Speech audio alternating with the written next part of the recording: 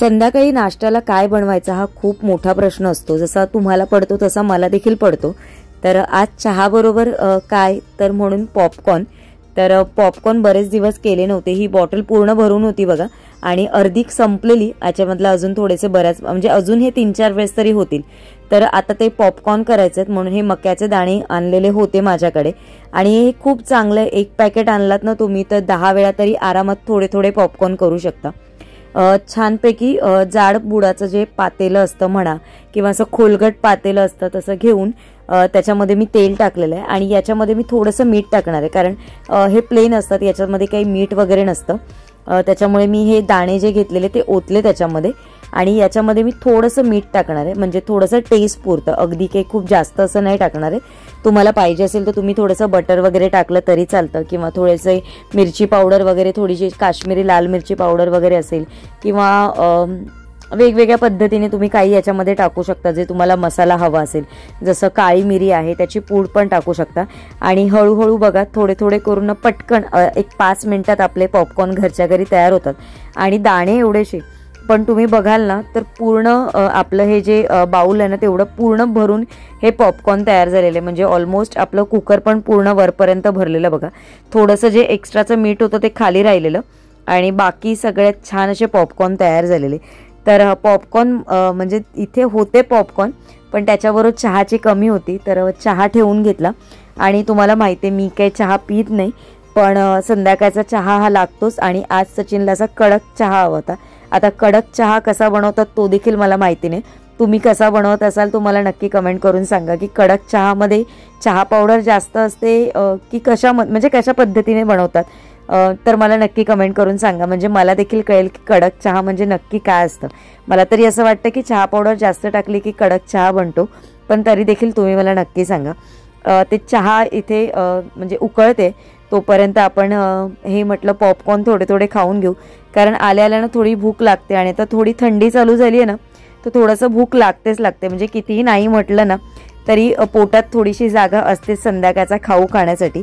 तर मी ती खाऊन घेते. इथे सचिनचा चहा तयार केलाय. त्याला पेल्यामध्ये चहा खूप आवडतो प्यायला म्हणून मी त्याच्यासाठी चहा जो आहे पेल्यामध्येच मी ओतून दिलेला आहे त्याला.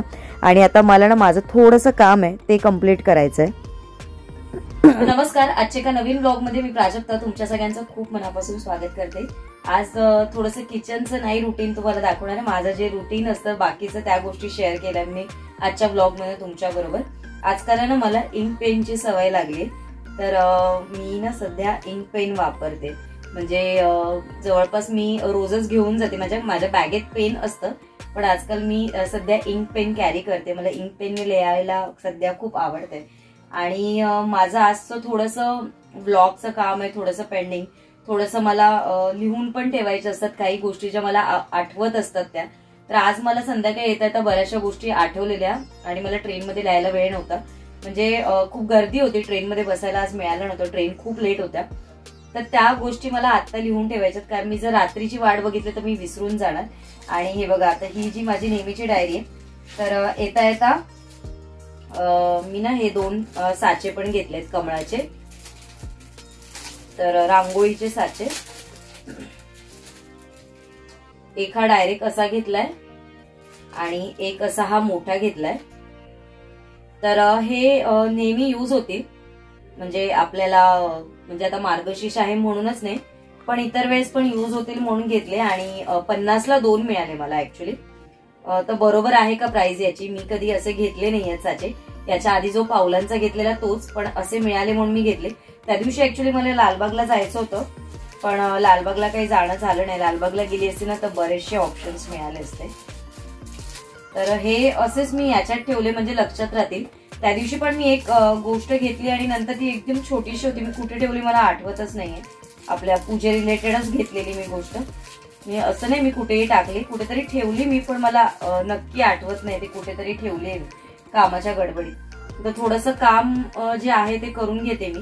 कारण मला पण सुरुवातीला असं वाटायचं की अरे ब्लॉग करणं किंवा रोजचं एडिटिंग, रोजचं या सगळ्या गोष्टी मॅनेज होतील की नाही. आणि त्याच्यामुळेच मी एक दिवस ऍड करून व्हिडिओ अपलोड करत होती किंवा जसं जमेल तसं करत होती. पण आता जसं जसं सवय झाली आहे ना तर आपण डेली पण व्लॉग अपलोड करू शकतो, डेली पण शूट करू शकतो. थोडंसं टाइम मॅनेजमेंट केलं, थोड्याशा आपल्या गोष्टींमध्ये बदल केले ना, म्हणजे ज्या गोष्टी आपल्याला बऱ्याच वेळा आपल्याला रिकामी वेळ मिळतो तेव्हा मोबाईलवर जास्त बघणं किंवा टीव्ही बघणं, म्हणजे या सगळ्या गोष्टी आपण थोडासा विरंगुळा म्हणून बघू शकतो. पण प्रत्येक गोष्टीतनं तुम्हाला काय घेता येईल ना, या गोष्टीचा जास्त विचार करून त्या गोष्टीचा ऍडिक्ट व्हायचं. म्हणजे आपण बऱ्याच वेळा मोबाईलवर खूप वेळा असं काही ना काहीतरी बघत असतो, पण त्याच्यातनं आपल्याला काय मिळतंय का, त्यातनं आपल्या नॉलेजचं काही आहे का, असं काहीतरी असेल ना तर ते आपल्यासाठी खरंच खूप चांगलं असतं. तर त्याच्यानंतर मला असं वाटतं ना, मी आता जेव्हापासून डेली व्लॉग चालू केलेत ना, मला खरंच खूप फायदा झालाय त्याचा. म्हणजे माझ्या स्वतःमध्ये पण, म्हणजे मी जेवढी ऍक्टिव्ह आता म्हणजे अगोदर होती ना त्याच्यापेक्षा आता डबल ऍक्टिव्ह झाली आहे मी, म्हणजे या सगळ्या कामांमध्ये. म्हणजे माझा दिवस असं नाही म्हणता येणार मला की सकाळी कधी होतो आणि संध्याकाळ कधी निघून जातो, असं मला कधीच वाटत नाही. जेवढी फ्रेश मी सकाळी जाताना असते तेवढीच येताना पण असते, आणि दिवसाची म्हणजे दिवसाचा एंड होतो ना तेव्हा पण मी तेवढीच फ्रेश असते की दुसऱ्या दिवशी मला काय छान करायचंय हे पण माझ्या डोक्यात नेहमी असतं. आपल्या ज्या कोणी नवीन मैत्रिणी आहेत ना त्या नेहमी मला बऱ्याच वेळा इन्स्टावर मेसेज करतात, ताई आमच्या चॅनलला सपोर्ट कर किंवा आम्हाला थोडी मदत कर. तर मी एकच सांगेन की प्रयत्न केल्याशिवाय काहीच होणार नाही. जरी तुम्हाला ते आता यश मिळणार नसेल किंवा थोडेसे एफर्ट्स प्रत्येकाला घ्यावे लागतात, कारण माझी पण ही युट्यूबची जर्नी काही अगदी सहजासहजी अशी पटकन मला मिळाली आहे, सगळ्या गोष्टी अशा नाहीयेत. आता माझं पण चॅनल चालू होऊन 4 वर्ष झाली, आणि त्याच्यानंतर जेव्हा मी माझ्या कामामध्ये रेग्युलरिटी ठेवली, रेग्युलर व्हिडिओ अपलोड केले, त्याच्यानंतर छान तुमच्यापर्यंत एक कंटेंट दिला. कंटेंट म्हणजे या सगळ्या गोष्टी मला तेवढा असा मी खूप डीपली विचार नाही करत. ज्या गोष्टी माझ्या ज्या रुटीनच्या आहेत ना त्या मी तुमच्याबरोबर कशा शेअर करत गेली, त्याच्यातनं आपण कसा टाइम मॅनेजमेंट करू शकतो, अशा बऱ्याचशा गोष्टी थोड्या विचार करून तुम्ही जर शेअर केल्यात ना तर त्याचा उपयोग तुमच्याबरोबर इतरांना पण होईल, आणि मग लोक पण तुम्हाला त्यांच्यामध्ये सामील करून घेतील आणि तुमचा चॅनल ग्रो व्हायला मदत होईल. तशा छोट्या गोष्टी असतात. तर आता मी माझं हे जे काम आहे ना हे आता फिनिश करून घेते आणि नंतर तुम्हाला भेटते. ऍक्च्युली मला थोडंसं अजून काम पण आहे, मला बॅग वगैरे पण जरा मला बघायची आहे माझी, कारण त्याच्यात पण बरेच दिवस झाले ना मी काय असं सगळं टाकून ठेवलेलं असतं, तर ते पण बघायचंय. तर हे थोडंसं फिनिश करून घेते आणि मग भेटते तुम्हाला. आज मी मार्केटमध्ये येताना हा एक पेपर घेऊन आलेली, आणि बरेच दिवसात असं काहीतरी वेगळं असं क्रिएटिव्ह वर्क तुमच्याबरोबर शेअर नाही केलेलं आहे, तर शेअर करण्याचा विचार करते, त्याच्यासाठी ही गोष्ट मी घेऊन आली. आणि या गोष्टीचा वापर मी कुठे करणार आहे मला नक्की कमेंट करून सांगा, कारण याची हिंट तुम्हाला पण थोडीशी असेलच, कारण हा जेव्हा आपण पेपर ओपन करू ना तेव्हाच तुम्हाला कळेल की या पेपरचं मी काय करणार आहे. तरी देखील तुम्ही मला नक्की कमेंट करून सांगा. इथे बघा ना अगदी सुंदर कलर, म्हणजे मला जसा पाहिजे तसा पिवळा कलर, आणि त्याच्यावरनं छान ऑरेंज कलर आणि ग्रीन कलरमध्ये कमळ आहे बघा, अगदी बारीक बारीक बारीक बारीक, आणि त्याला ना थोडंसं गोल्डन कलरचं डिझाईन पण आहे. हा नाही वेल्वेटमध्ये आहे ना थोडा बटर पेपर म्हणता येणार, जसा कार्डबोर्डचा पेपर असतो तसा पण नाही, हा पेपर थोडासा वेगळाच आहे काहीतरी. आणि हा पेपर मी घेऊन आली मार्केटमधनं, आणि याचा वापर मी कशासाठी करणार आहे मला नक्की कमेंट करून सांगा.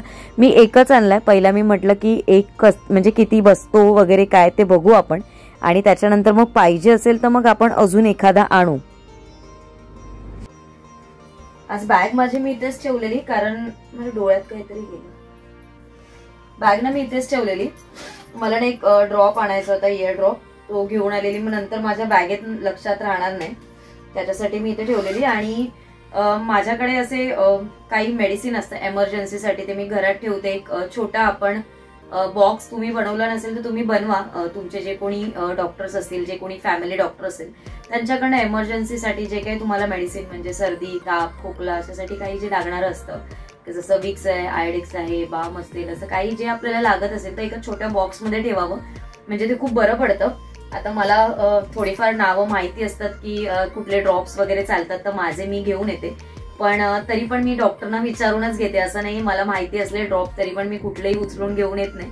मी नेहमी मला जे नाव माहिती असतं ते आमच्या इकडच्या नेहमी एखाद्या जे कोणी डॉक्टर्स अवेलेबल असतील त्यांना कन्सल्ट करते आणि घेऊन येते. सचिनसाठी इयर ड्रॉप्स पाहिजे होते म्हणून मी ते घेऊन आली, आणि हे मला माहिती आहे म्हणून मी ते नेहमी हेच घेते. तर हे आणलेत. आता मी तुम्हाला बॉक्स दाखवते माझा. तर बॉक्स मी याच्या आधी पण शेअर केलेला तुमच्याबरोबर, पण जे आता नवीन फॅमिली मेंबर्स असतील ना त्यांच्यासाठी मी दाखवते. तर हा बॉक्स मी डीमार्ट मधनं घेतलेला आणि याच्यामध्ये बऱ्याचशा गोष्टी आहेत माझ्या ठेवलेल्या. तर हा ड्रॉप मी आता आणलेला, तो इथे ठेवून घेते. आणि ना कानामध्ये जर आपल्याला कधी असं वाटत असेल ना तर तेल कधी टाकू नये. म्हणजे आमच्या इथे तर जे डॉक्टर आहेत त्यांना मी नेहमी विचारते तर ते नेहमी असं सांगतात की तेल टाकायचं नाही आणि जास्त ना हे पण वापरायचे नसतात. हे पण खूप जास्त असे चांगले नसतात वापरलेले सारखे सारखे तुम्ही कानामध्ये. कधीतरी तुम्ही सकाळचे वगैरे एखादा वापरला आणि ते पण खूप आतमध्ये घालायचे नसतात. तर हे माझ्याकडे एक बॉक्स आहे, वेगळा डब्बा येतो तो मोठा, आणि हे छोटेसे मी एमर्जन्सीसाठी याच्यामध्ये ठेवते. त्याच्यानंतर ही आहे ना पाईल्स वगैरे ज्यांना असतो त्याच्यासाठी एक एमर्जन्सीला माझ्याकडे असते, किंवा आता आजूबाजूला आहे किंवा माझ्या आईला आहे पाईल्सचा त्रास, तर मी माझ्याकडे एमर्जन्सीला ठेवते नेहमी. ही सिप्लाडाईन आहे, ही कुठे लागलं वगैरे खरचटलं वगैरे तर त्याच्यासाठी ही वापरते मी. त्याच्यानंतर हे एक मेजरिंगचं असं जे झाकण आहे ना ते पण मी ठेवलंय 5 ml 10 ml औषधांसाठी. ही कालपोलची टॅबलेट आहे, ताप वगैरे आला तर ही वापरते. त्याच्यानंतर हा बाम आहे, इथे आयडेक्स ठेवलेलं आहे, इथे विक्स आहे. हे ORSचं पाणी आहे, जेव्हा लूज मोशन वॉमिटिंग वगैरे असं काही होतं तर एखादं पॅकेट घरी असलं पाहिजे म्हणून ते एक एमर्जन्सीसाठी मी ठेवते. आणि मला थोडीफार ॲसिडिटी कधीतरी होते तर तेव्हा त्याच्यासाठी मी बेस्ट म्हणजे औषध न घेता बडीशेप आणि धणे असं ठेवलेलं आहे, म्हणजे जे पटकन मिळतात हाताला. तर बडीशेप आणि धणे असे एकत्र चावून खायचे आपण, तर ते म्हणजे लगेचच तुम्हाला आराम पडेल. जर ॲसिडिटी वगैरे तुम्हाला काही त्रास असेल ना तर याने खूप रिलीफ होतो, म्हणून मी असे एकत्र छोट्या ह्याच्यातच ठेवले आहेत. हे एवढंच मेडिसिन आहे. इथे थोडंसं अजून 1-2 मेडिसिन होतं, त्याच्या आता मी एक्सपायरी झालेल्या म्हणून मग मी त्या डिस्कार्ड केल्या. आणि खाली बघाल तर याच्या ना थोडेसे माझे हे बघा, हे टेम्परेचरसाठी आहे, थर्मामीटर आहे, डिजिटल आहे हा बघा. हा वापरला म्हणजे आता कधी कोणाला ताप वगैरे काही असेल तर माझ्याकडे हा एमर्जन्सीसाठी ठेवलेला असतो. हे बँडेज आहेत ज्या मी डीमार्टमधनं एकदाच पॅकेट आणून ठेवते आणि याच्यातलाच मी माझ्या पर्समध्ये पण ठेवते 2-4 आणि बाकीच्या याच्यामध्ये ठेवते, म्हणजे हे पण एमर्जन्सीला यूज होतो. बाकी हे तर सगळं माझं तुम्ही बोलत असताना तू काय वापरतेस, प्रॉडक्ट कुठले वापरतेस, तर गुड वाईब्सची उपटन पावडर वापरते मी फेस पॅकसाठी. तर खरंच याचा रिझल्ट खूप चांगला आहे. ही बघा, ही अशा पद्धतीने आहे. ही तुम्ही कशामध्ये म्हणजे गुलाब पाण्यामध्ये किंवा मग साध्या पाण्यामध्ये किंवा दुधामध्ये वगैरे मिक्स करून तुम्ही याचा फेस पॅक लावू शकता. त्याच्यानंतर हा पील ऑफ मास्क आहे, हा पपैयाचा आहे, हा पण गुड वाईब्सचा आहे. हा पण कधीतरी खूप 1-2 महिन्यातून वगैरे मी यूज करते, खूप जास्त यूज नाही करत. रोज वॉटर आहे. त्याच्यानंतर हा एक फेस वॉश आहे जो मला फ्रीमध्ये आलेला, म्हणजे 2 प्रॉडक्ट्स मी मागवलेले तेव्हा मला हा फ्रीमध्ये आलेला. हे टोनर आहे, टोनर आपल्या स्किनसाठी खरंच खूप चांगला आहे आणि याचा वापर तुम्ही सकाळी नाही तरी पण निदान संध्याकाळी तरी करावा, म्हणजे रात्री जेव्हा आपण स्किन केअर करतो तेव्हा टोनर वापरणं खूप चांगलं आहे. तर मी टोनर हेच वापरते गुड वाईब्सचं. आणि हे असे फेस मास्क आहेत बघा, तर हा ॲलोवेराचा आहे, काकडीचा आणि पपयाचा पण बऱ्याच वेळा वापरते, तर हे वापरते. हे मास्क आहेत जे मी असेच ठेवलेले आहेत, कधीतरी वापरायला मिळतात, सर्दी खोकला वगैरे खूप झाला असेल ना तर त्यावेळेस.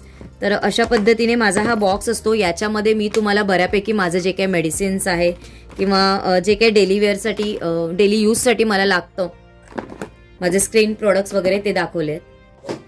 तर अशा पद्धतीने हा माझा फर्स्ट एड बॉक्स म्हणू शकता किंवा मेडिसिन बॉक्स आहे.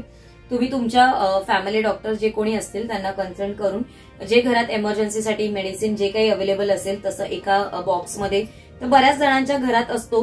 तर माझ्याकडे हा मी असा डीमार्ट मधनं घेतलेला आहे 2 in 1. मी म्हणजे दोन्ही गोष्टी एकत्र मिळतील मला म्हणून मी घेतलेला आहे हा.